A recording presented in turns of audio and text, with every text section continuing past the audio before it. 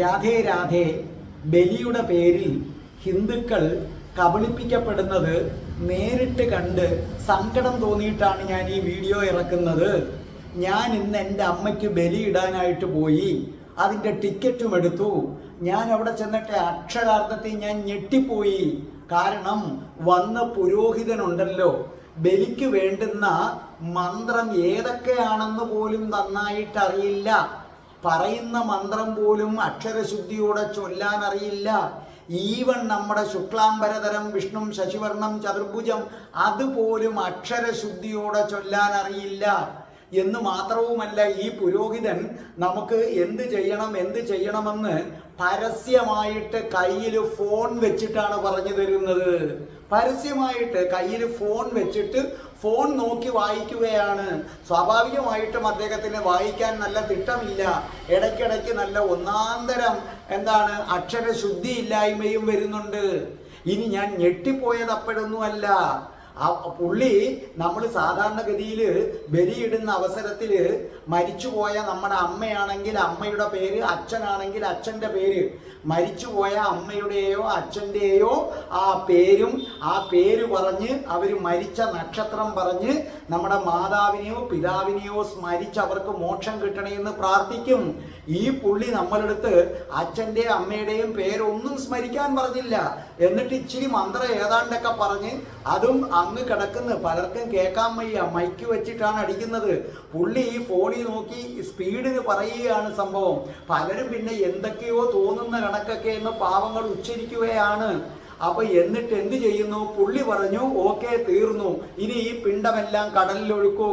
അപ്പൊ ഞാൻ അദ്ദേഹത്തോട് ചോദിച്ചു, അല്ല ചേട്ടാ, അപ്പൊ ഈ മരിച്ച ആളിനെ നമ്മൾ സ്മരിക്കണ്ടേ? മരിച്ച ആളിന്റെ നക്ഷത്രത്തിൽ സ്മരിക്കണ്ടേ? പുള്ളി വേണമെങ്കിൽ ആയിക്കോ. ഞാൻ പറഞ്ഞ അതെന്തൊരു പറച്ചിലാണ്? മരിച്ച ആൾക്ക് മോക്ഷം കിട്ടാൻ വേണ്ടിയാണ് ഇവിടെ വരുന്നത്. ആ മരിച്ച ആളിന്റെ മരിച്ച നക്ഷത്രം വെച്ച് അവരെ നമ്മൾ സങ്കല്പിച്ച് ഇല്ലേ, എന്നിട്ടാണ് അവർക്ക് അന്നമൊക്കെ ഊട്ടി അവർക്ക് മോക്ഷം കിട്ടണേന്ന് നമ്മൾ പ്രാർത്ഥിക്കണ്ടേ? ഈ മരിച്ചുപോയ നമ്മളെ അമ്മയെ കുറിച്ച് അവിടെ കമാന്നൊരക്ഷരം യാതൊന്നും മിണ്ടുന്നില്ല. അപ്പൊ ഞാനിത് ചോദിച്ചപ്പോൾ അയാൾ എൻ്റെ അടുത്ത് വന്ന് പറയുകയാണ്, ചേട്ടാ കൊളവാക്കല്ലേ. ഞാൻ പിന്നൊന്നും പറഞ്ഞില്ല. ഒരാളുടെ ജീവിത മാർഗമല്ലേ, ഞാനൊന്നും പറഞ്ഞില്ല.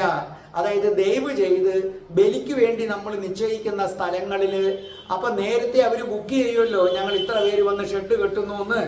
അവർക്ക് ആ വരുന്ന പുരോഹിതർക്ക് അടിസ്ഥാന മന്ത്രങ്ങളെങ്കിലും അറിയാമോ എന്ന് പരിശോധിക്കാനുള്ള സംവിധാനം ഉണ്ടാകണം. ഒന്നുകിൽ അതിന് സർക്കാർ മുൻകൈ എടുക്കണം, അല്ലെങ്കിൽ ഹിന്ദു സംഘടനകൾ അതിനായിട്ട് മുൻകൈ എടുക്കുക തന്നെ വേണം. ഇപ്പൊ RSSകാരൊക്കെ നടത്തുന്നതുണ്ട്. അതൊക്കെ നല്ല ക്ലീൻ ആയിട്ടാണെന്ന് തോന്നുന്നു. RSSകാരോ ഹിന്ദു ഐക്യവേദിക്കാരോ അവരൊക്കെ ഭംഗിയായി നടത്തുന്നുണ്ട്. പക്ഷേ ഈ വരുന്നവർക്കെല്ലാം ഈ യോഗ്യത ഉണ്ടോ എന്ന് പരീക്ഷിച്ചറിഞ്ഞതിന് ശേഷം മാത്രമേ ഇവർക്ക് ഇതിനുള്ള അനുമതി കൊടുക്കാവൂ. ഇതൊരു കബളിപ്പിക്കലാണ്. ബലി ദിവസം പണം സമ്പാദിക്കാനുള്ള ഒരു മാർഗമായി കരുതി ഇതിനെക്കുറിച്ച് ഒരു അറിവുമില്ലാത്തവരും നേരിട്ടങ്ങ് വന്ന് കണ്ടില്ലേ, ഫോണിൽ നോക്കിക്കൊണ്ടാണ് മന്ത്രം പറയുന്നത്. അടുത്ത പ്രാവശ്യമെങ്കിലും ഹിന്ദുക്കളെ കബളിപ്പിക്കല്ലേ.